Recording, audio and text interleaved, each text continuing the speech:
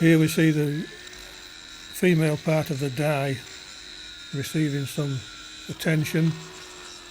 The process consists of squeezing the flat steel plate between two dies, the male die and the female die.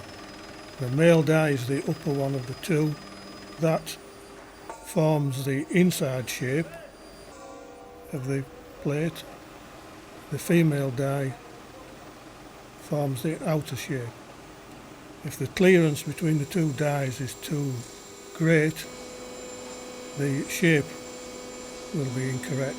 If the clearance is too small, a number of things can happen. It can jam, it can burst the dies apart, or it can severely damage the plate. Here we see the plate being heated prior to forming the joint flange for where the copper firebox meets the steel backplate. The two halves are coming together under the action of the press. You can see the projection from the upper plate, which is starting to form the flange for the fire hole. And that's what 700 tons does to a piece of steel plate. Here the female part of the die has been lubricated with what looks like a graphite grease, high temperature lubricant, to make them, or to enable the metal of the plate to flow easy around the die. The outer part of the plate is being heated now, ready for the second operation, which is forming the outside of the plate.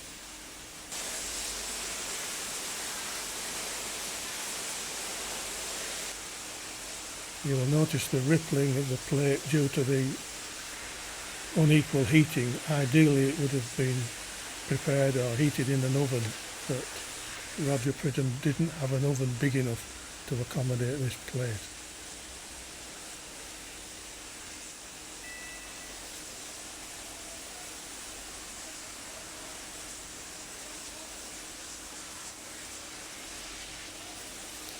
The plate's considered hot enough now, and the two parts of the die coming together, and you'll see the plate being bent round, taking the shape of the finished article.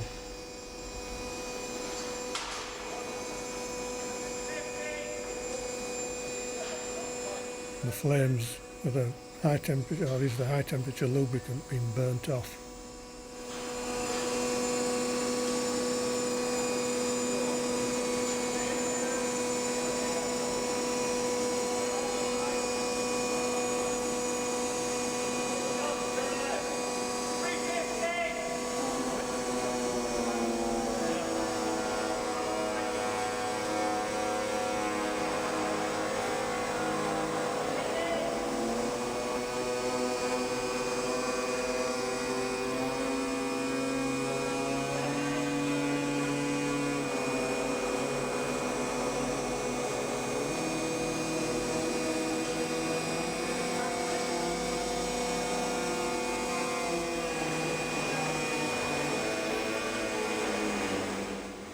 Here you can see the male part of the die has gone right through, and the process is nearly complete.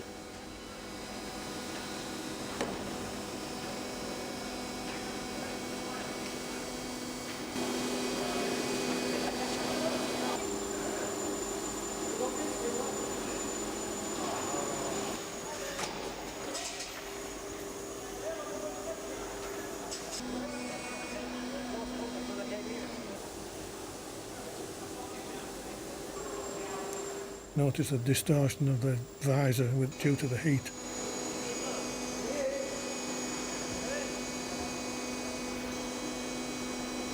And the finished plate, which now requires dressing and finally